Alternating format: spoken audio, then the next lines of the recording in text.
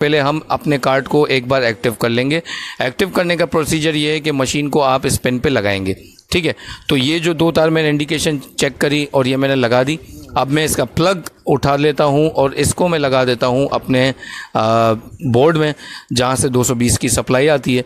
तो 220 की सप्लाई आ जाएगी मेरी, लेकिन मुझे एहतियात ये करना है कि कोई भी तार आपस में टच ना हो रहा हो, ठीक है। ये L और N करके इंडिकेशन एक बार फिर देख लें आप, यहाँ पर है। और उसी 2 वायर के अंदर मैंने ये न्यूट्रल और फेस जो मशीन का मेन है, मैंने वो इसके अंदर कनेक्ट किया है। अब डिस्प्ले इसका लगा लेते हैं और आप लोगों को सिर्फ दिखाने के लिए कि देखें डिस्प्ले एक्टिव हुआ है कि नहीं, ये आपको बता देता हूँ। बाकी कोई वायर मैंने अभी टच नहीं किया इसका। अब मैं इसका प्लग इन करता हूँ मशीन को दोबारा से। कोशिश कीजिएगा हाथ दूर रखिएगा, अगर आपको ज़्यादा एक्सपर्ट आप नहीं हैं तो आपने बिजली का तार निकाल के और बिजली से काफ़ी सेफ्टी के साथ आपने काम करना है। ये मैं प्लग इन करके ऑन कर देता हूँ। ऑन करने के बाद जस्ट डिस्प्ले को क्लिक करता हूँ, देखें मेरा डिस्प्ले एक्टिव हो गया।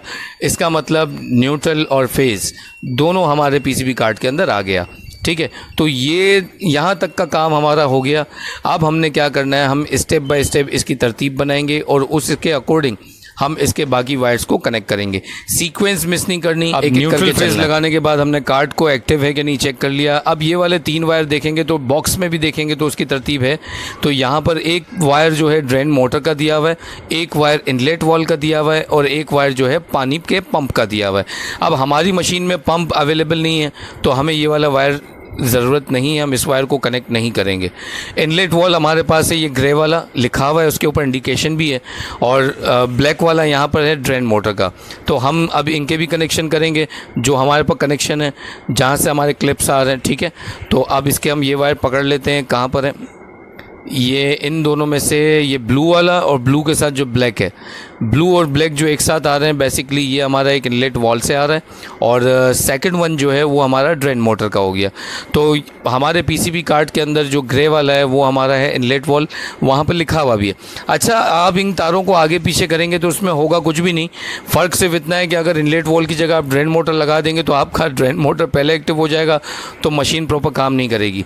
और अगर आप इसकी ड्रेन मोटर को इनलेट वॉल की जगह लगा लेंगे तो ड्रेन मोटर पहले एक्टिव हो जाएगी, सिर्फ आगे पीछे हो जाएंगी। इसलिए इन तारों की सेटिंग को आपने देख के लगाना है ताकि इनकी तरतीब आगे पीछे ना हो, ठीक है। हाँ, कार्ड ख़राब नहीं हो सकता, कोई प्रॉब्लम नहीं आ सकती, कुछ भी प्रॉब्लम नहीं आ सकती, बस सिस्टम आपका अलग अलग तरीके से वर्क करेगा। हमने ये 2 वायर भी लगा दिए।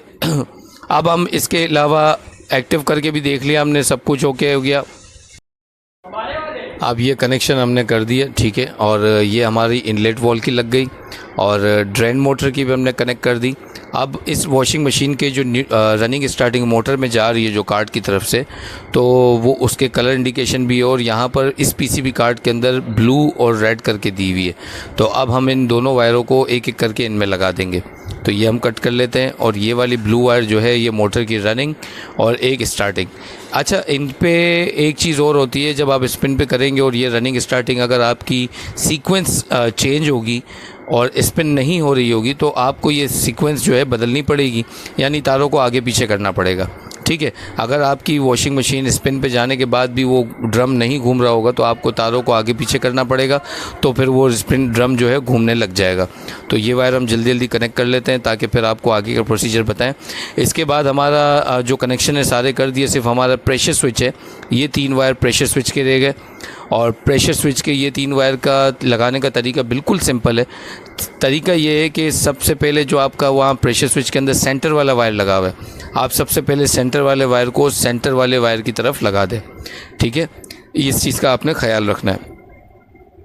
अब ये देखें, ये सेंटर वाला वायर है, तो सेंटर वाले वायर की तरफ आप इसको जब लगाएंगे तो इसके राइट और लेफ़्ट वाला अगर आप चेंज भी कर देंगे या कैसे भी लगा देंगे तो इससे कोई फ़र्क नहीं पड़ेगा, लेकिन सेंटर वाला वायर चेंज नहीं होना चाहिए, वो वैसा ही लगना चाहिए जैसा कि उसमें दिया हुआ है। सेंटर वाला वायर अगर आप आगे पीछे कर देंगे तो सेंटर वाला वायर आगे पीछे होते ही वो क्या होगा, प्रेशर स्विच जो है उसका प्रॉपर काम नहीं करेगा, तो वो आपके लिए प्रॉब्लम क्रिएट करेगा।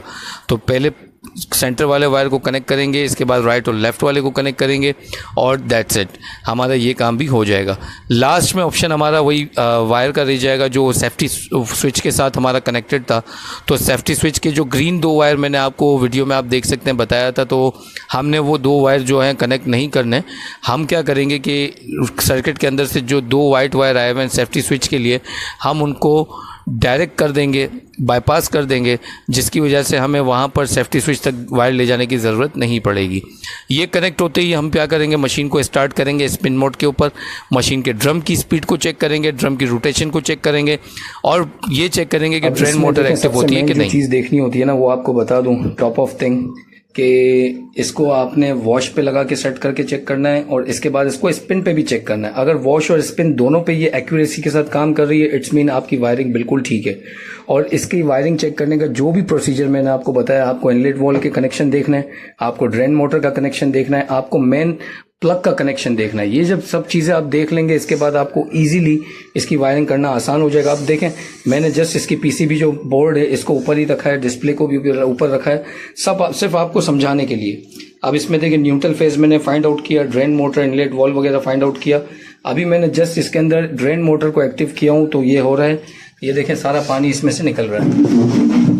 ठीक है, ये ड्रेन मोटर इस वक्त एक्टिव है। अब ड्रेन मोटर इस वक्त एक्टिव है। अब हमें ये देखना है कि आया इसकी जो चाल है, जो इसकी स्पिन चाल है, उसमें एक फ़र्क आ सकता है कि अगर हमारी ये रनिंग स्टार्टिंग की रोटेशन हमको चेंज करनी पड़ेगी तो हम वो अभी चेंज कर देंगे, क्योंकि अगर ये स्पिन नहीं कर रही होगी तो हमको रोटेशन बदलनी पड़ेगी। तो ये अभी स्पिन करने के दौरान ही आपको अंदाज़ा हो जाएगा। ये चेक करना बहुत ज़रूरी होता है। अगर आपको लग रहा है ये स्पिन नहीं कर रही है और वॉश पे ही घूम रहा है स्पिन मोड पे जाने के बाद, तो इट्स मीन आपकी ये रोटेशन चेंज करनी पड़ेगी आपको।